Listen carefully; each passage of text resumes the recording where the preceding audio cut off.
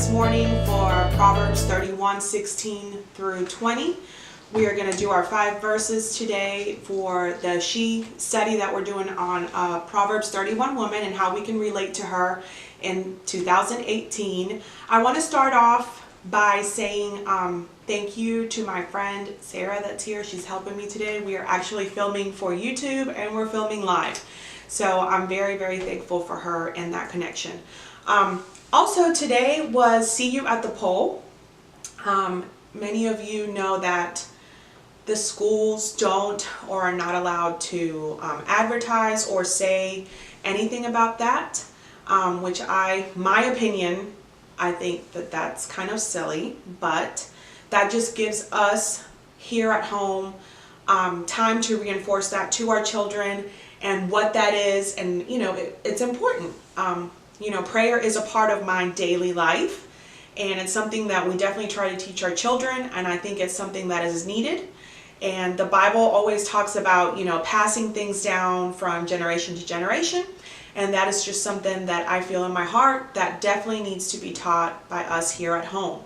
And I went with my son, my younger son, to his elementary school, and we did have prayer, and there was a good bit of kids there, and it just made my heart so happy.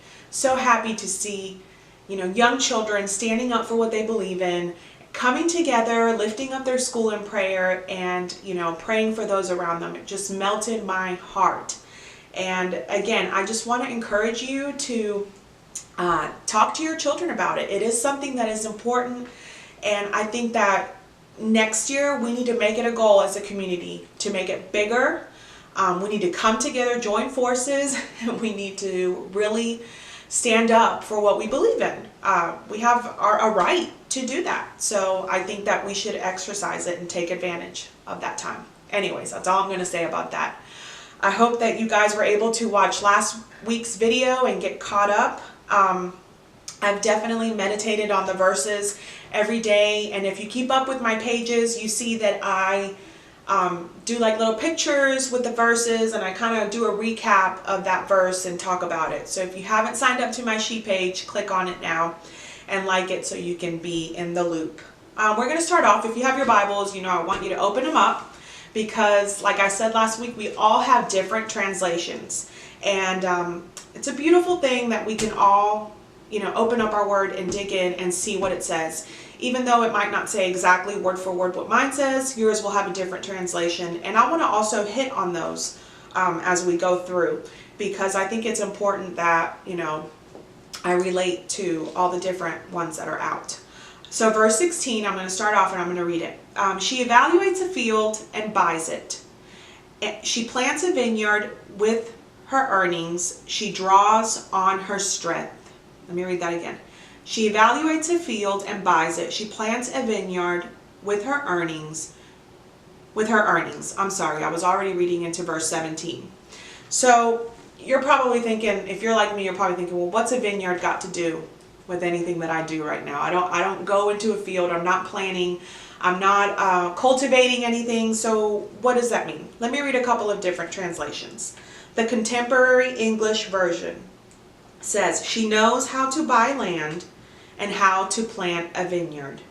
The New Heart English Bible says, she considers a field and buys it. With the fruit of her hands, she plants a vineyard. I just love when you can go back and say, you know what, Lord, what are you really trying to say here? Really, when I read that verse, to me, it speaks to, like, what are you doing with your money? What are you doing with your money? Let's read that line again. She evaluates a field and buys it. So what are you doing with the money that is given to you? Are you being responsible with that money? She's wise with her family's money, making good decisions with that money that's given to her. Because then she says she plants a vineyard with her earnings. That means that money that is given to her for her job, she plants, you know, she's planting a vineyard. What is she doing with that money that she's receiving? Many of you have heard of Dave Ramsey, and his, you know, he teaches all about financial planning and what you should do with your money. Me and my husband has been begging me to listen to Dave Ramsey and read his stuff for years. And I will be the first to admit that I like to go shopping. I love to spend money, you know, maybe in things that I shouldn't. I'll be the first to admit. But I have been listening to Dave Ramsey lately, and he has not guilt tripped me, but he has a lot of great points and a lot of great information for us, for people that have, you know, that you make money, what you should do and what you should spend it and how you should save. I mean, guys, that's only setting you up for your future, your family's future, for good habits. So when I read that verse, I feel like it's telling me, what are you doing with your earnings? So that's something to take into consideration and pray about it and really seek ways to be wise with your money. Considering, evaluating where your future is. She thinks of a purpose. This Proverbs 31, when she's thinking of a purpose, she plants a vineyard, something that she's going to give back. When you plant a vineyard, what happens? Okay, so you plant this little seed, right? You got to wait for it to grow. What does it do? It produces grapes to make wine. So maybe think of something that you can invest your money in, something that's going to produce something for your future, for your family's future. I just really love that. I was just like, whoa, it really spoke to me. So let's move on to verse 17. She draws on her strength and reveals that her arms are strong. Well, I kind of have to laugh because my kids have this thing where they come to my arms and they like jiggle them. So my arms are not strong. I'm not fit, you know, like that. I don't have like really good muscles, but there's nothing wrong with that. Let me read you a different translation. The Good News translation says she is a hard worker, strong and industrious. The NLT says she is energetic and strong and a hard worker. This tells me that this woman, she draws on her strength. And some of you might be like, well, how do I get that? How do I get that strength? Well, for me, I find strength in this word. This is where I get my strength from my relationship with the Lord. When I'm feeling weak, when I'm feeling hurt, I go to my word and I read it and I feel like I can draw strength from that. Some of you may find strength in being around your family. Your family comforts you. Your family loves you. You get affirmation from your family. You get that strength from them. Some of you find strength in your purpose. You know, I can't stress that enough. A lot of us feel lost. What is my purpose? I don't know what I'm supposed to do yet. I don't know what's my purpose, Lord? Seek the Lord. Pray about it. He will direct your path. That's what the word says. In Philippians 4:13 it says, I can do all things through Christ who gives me strength. There's nothing that we can't do that He will equip us and He will direct us and He will give us strength to do. To the where it says our arms are strong, that could also be physically.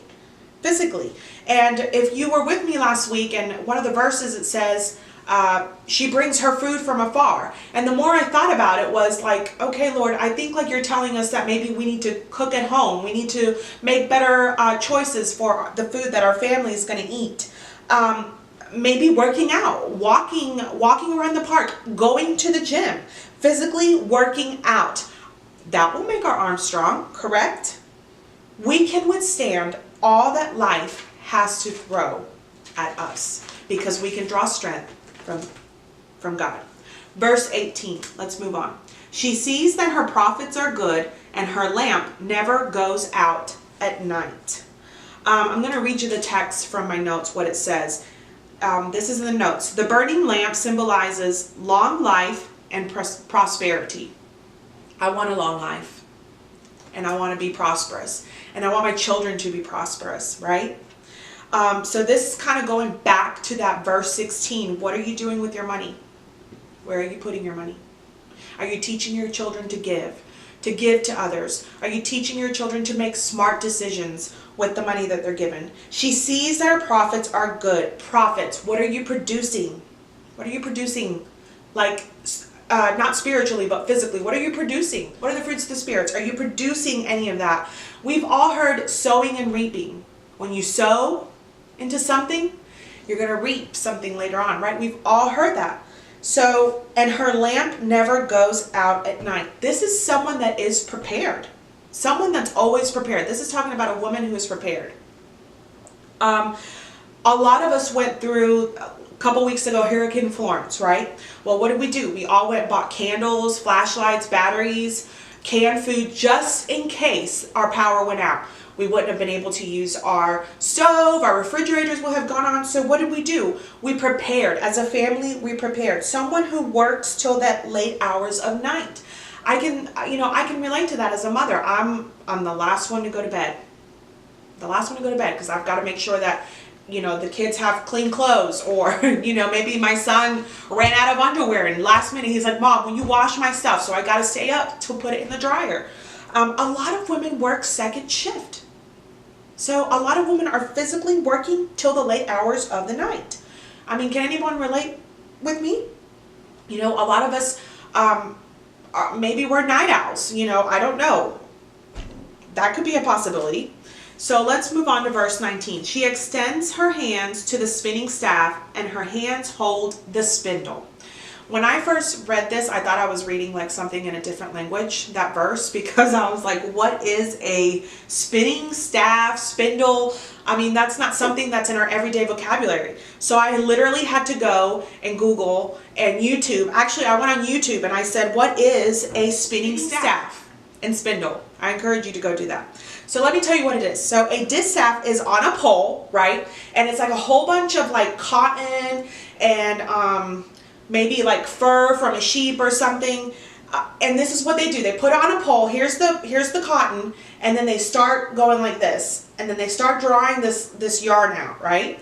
Well, then once they get this yarn out long enough, they have like this tool that they hold on this hand, and they start spinning it onto the, I guess that's what it's called, the spinning staff. They start spinning it. And with this hand, you're working like this, drawing out the line. Well, this is how people made yarn to make blankets, to make clothes, whatever it was. This is an old, ancient form of doing, of making yarn. So let me tell you, this woman is patient. She has a lot of patience, because I watched about 5 or 6 videos, and these women were just sitting down, spinning this yarn out into the spindle. I was like, I would put that spindle in my arm. Like, I would stab myself. I don't want to sit there and like draw this yarn out and continue to spin this thing. Like, this woman has a lot of patience. And I commend her, because I'm not there yet. This woman is precise, right? She thought about it. She thought about how she was going to get this yarn out. And she's very precise on getting it on the spinning stool. This is something that has been taught, passed down. This is something that takes skill. So as a child, probably seen their mom or grandmother do this. This is something that is passed down from generation to generation. And how can we relate to that in 2018? Maybe you're good in the kitchen. Your mom has passed down recipes from her great-grandmother and grandmother. You're good at baking. This is something that has been taught, that has been passed down. So what are your traditions? I love that. What are your traditions? That's something that we can also relate to that verse. Let's move on to verse 20. Her hands reach out to the poor, and she extends her hand to the needy. I just love that verse. I can so, relate to that verse. I love it. I've been on the other side. Not that me and my family were extremely poor, but my mother was a single mom, and she, we struggled to make ends meet, and we had lovely people in our lives who gave to our family, who were there for our family, who many times saw us through when we were just like, we don't know how we're going to eat. We don't know how we're going to make our rent. We don't know. And I'm just so thankful for people that act and move when they feel prompted. I'm thankful for people that listen to the Lord. And I just want to say thank you. If you ever helped me and my family, thank you. But I just love this verse.